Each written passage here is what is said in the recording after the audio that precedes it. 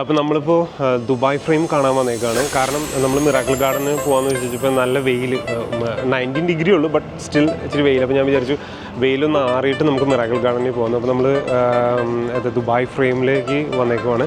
നമ്മൾ താമസിക്കുന്ന ഹോട്ടലിൽ നിന്ന് just 2 stop metro, I mean തൊട്ടടുത്ത് തന്നെയാണ്. ഇപ്പോൾ നമ്മൾ ഇവിടെ മാക്സ് എന്ന് പറയുന്ന മെട്രോ സ്റ്റേഷൻ അവിടെയാണ് ഇറങ്ങിയേക്കുന്നത്.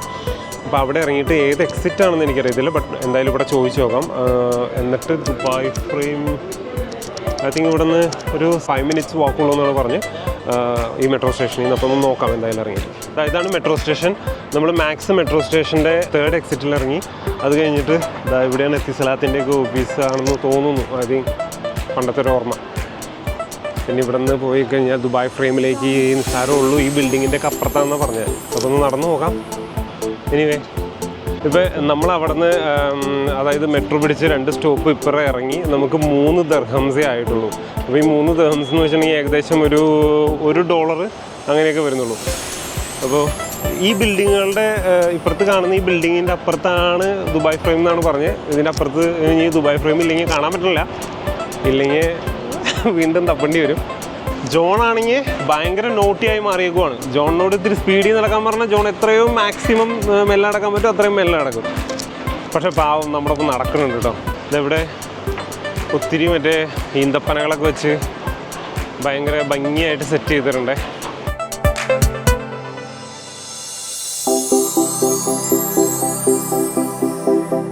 Let's see. Yeah. Dubai frame actually ഇതിപ്പോൾ നമ്മൾ സബീൽ പാർക്കിൻ്റെ ഗേറ്റ് നമ്പർ 1 വന്നേക്കുന്നത്. ദുബായ് ഫ്രെയിം ഗേറ്റ് നമ്പർ 4 ആണ്. അതായത് കണ്ടോ, ഇത് ട്രാക്കൊക്കെ ഉണ്ടാക്കിയിട്ടേക്കുന്നത്, അതായത് എക്സസൈസ്, വാക്കിങ് അങ്ങനെയുള്ള കാര്യങ്ങൾക്കൊക്കെ ഉള്ളൊരു ട്രാക്കാണ് സെറ്റ് ചെയ്തിട്ടേക്കുന്നത്. ഇതെല്ലാം റെസിഡൻഷ്യൽ ബിൽഡിംഗ് ആണ്.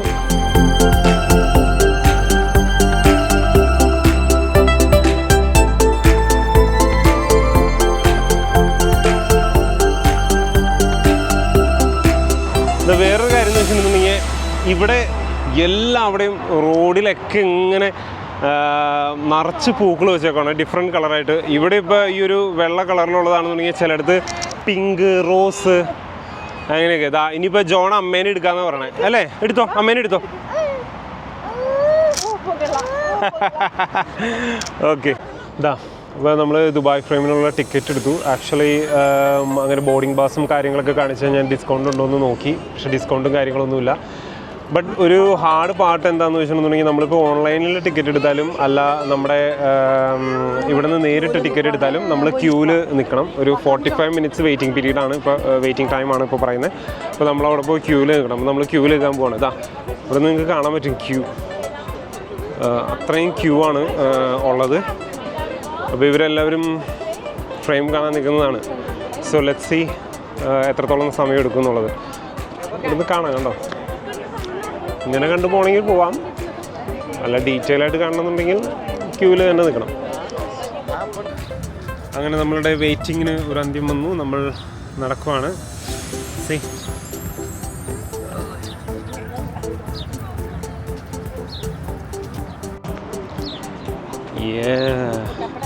ഇതിൻ്റെ നിറം കണ്ടോ, ചുമ്മാ നിറമല്ല കേട്ടോ.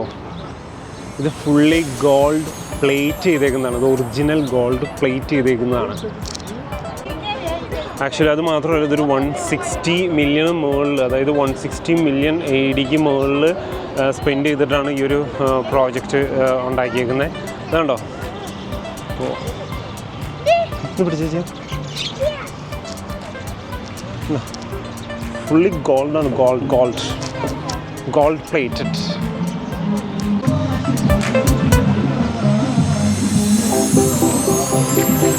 ഇവിടെ ചെറിയൊരു വാട്ടർ ഫൗണ്ടനൊക്കെ ഉണ്ട് കേട്ടോ. ആക്ച്വലി ഇത് രാത്രിയൊക്കെ ആണെങ്കിൽ നല്ല ഭംഗിയായിരിക്കും, ലൈറ്റും കാര്യങ്ങളൊക്കെ ഇട്ടിട്ട്. ഇവിടെ ഒരാൾ ഫോട്ടോ ഒക്കെ എടുത്ത് തരുന്നുണ്ട്. ആ ഫോട്ടോ എല്ലാവരും എടുക്കും. എന്നിട്ട് നമുക്ക് ഒരു കാർഡ് തരും. അതിൽ QR കോഡ് ഉണ്ട്. അപ്പോൾ അതിൽ വെച്ച് അത് നമുക്ക് സ്കാൻ ചെയ്ത് കഴിഞ്ഞാൽ ഫോട്ടോ കാണാം. അത് ഇഷ്ടപ്പെട്ട് കഴിഞ്ഞാൽ അത് മേടിച്ചാൽ മതി, കുഴപ്പമൊന്നുമില്ല. എത്ര പൈസയാണെന്ന് അറിയത്തില്ല. വീട്ടിൽ ചെല്ലുമ്പോൾ തരാം.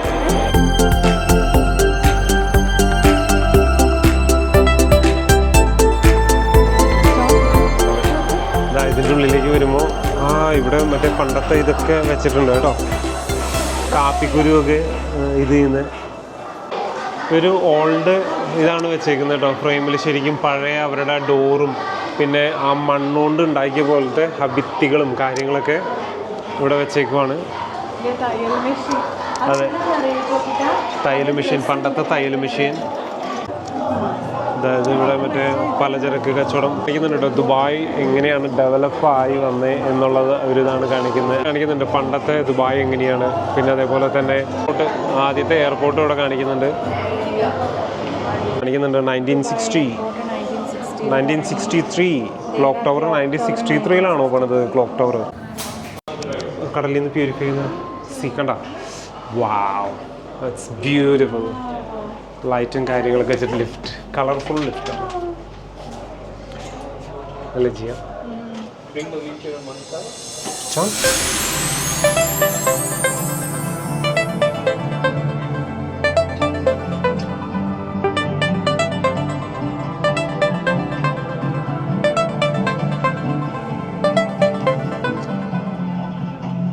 Okay, so we are on the top floor. ഏറ്റവും ടോപ്പ് ഫ്ലോറിലാണ് ഇപ്പം നമ്മൾ നടക്കാൻ പോകുന്നത്. ഇതാ നോക്കി. സി നമ്മൾ ഇതിൽ കൂടെ നടക്കാൻ പോണേ. ഫോട്ടോ എടുക്കാം. ഇതുണ്ട്, നമ്മൾ മറ്റേ ഇതിൻ്റെ ഗ്ലാസ് ഫ്രെയിമിൽ കൂടെ നടക്കാൻ പോണേ. കണ്ടോ, നമ്മൾ ഈ ഗ്ലാസ്സിന്മേൽ കൂടെ നടക്കുന്നു. Oh my god. കണ്ടാ.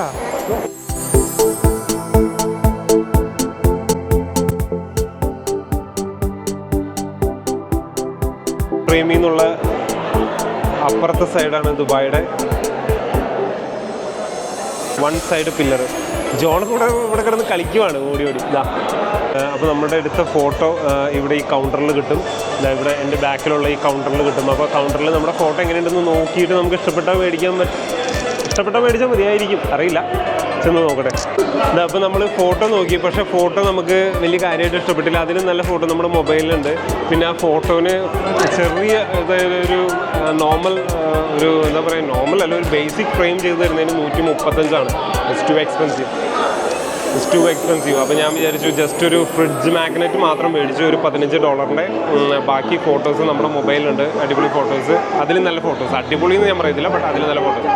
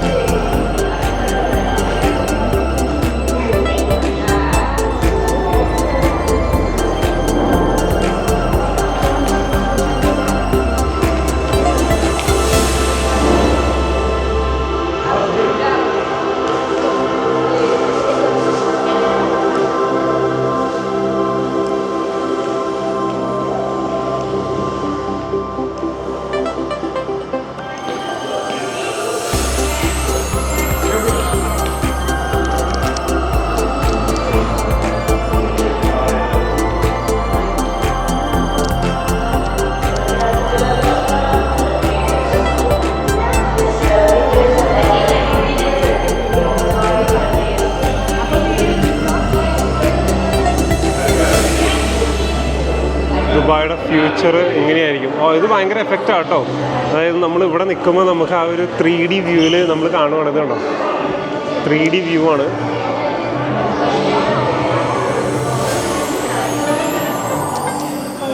വാവ്, വി ആർ ഓൾസോ ട്രെയിനിങ്. അതെ, നമ്മൾ പോകുന്ന പോലെയാണ് നമുക്ക് തോന്നുന്നത്. ശരിക്കും മറ്റേ നമ്മുടെ ഡ്രോൺ ടാക്സിയിലൊക്കെ നമ്മൾ പോകുന്ന പോലെ നമുക്ക് തോന്നുന്നു. വാവ്, ഒരു നല്ലൊരു ഫീലാണ് കേട്ടോ.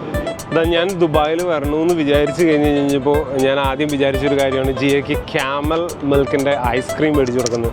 അപ്പോൾ എനിവേ ജോണിനും ജിയയ്ക്കും ക്യാമൽ മിൽക്കിൻ്റെ ഐസ്ക്രീം മേടിച്ച് കൊടുക്കാം. ഞാൻ കഴിച്ചിട്ടുണ്ട് ഇതിനു മുമ്പ്, പക്ഷേ ഇവരുടെ എക്സ്പ്രഷൻ എങ്ങനെയുണ്ടെന്ന് നോക്കാം. ടേസ്റ്റ് ജി അത് കഴിച്ചു, ഇതെങ്ങനെ കഴിച്ചു നോക്ക് ഐസ്ക്രീം. ഇതൊരു ടേസ്റ്റ് ചെയ്യേണ്ട സാധനം എങ്ങനെയാണ്?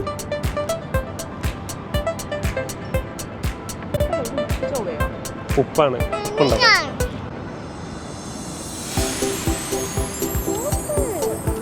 നല്ലതാണോ? ഇതിപ്പോൾ മോർ ടേസ്റ്റി ആയി. മുമ്പ് ഇങ്ങനെയല്ലായിരുന്നു. അതായത് ഇത് വന്ന സമയത്ത് ഇതിൻ്റെ ഒരു ടെസ്റ്റിന്, അതായത് ഇത് പരീക്ഷിച്ചിട്ട് ആ ഒരു ഇതാണ് ബോക്സാണ് ഞങ്ങൾക്ക് കൊണ്ടുതന്നത്. അതായത് ഇതൊരു എക്സ്പെരിമെൻ്റ് ആണെന്ന് പറഞ്ഞിട്ടാണ് കൊണ്ടുതന്നത്. എങ്ങനെയുണ്ടെന്ന് ടേസ്റ്റ് ചെയ്ത് നോക്കുന്നത്. അന്ന് ഇതിലും നല്ല ഉപ്പായിരുന്നു. ഇവിടെ ഇപ്പോൾ കുറച്ചും കൂടി ഇപ്പം അങ്ങനെ ഉപ്പായിട്ട് തോന്നുന്നില്ല. നമ്മൾ ഫ്രൂട്ട്സിലൊക്കെ സോൾട്ട് ഇട്ട് കഴിക്കത്തില്ല ഒരു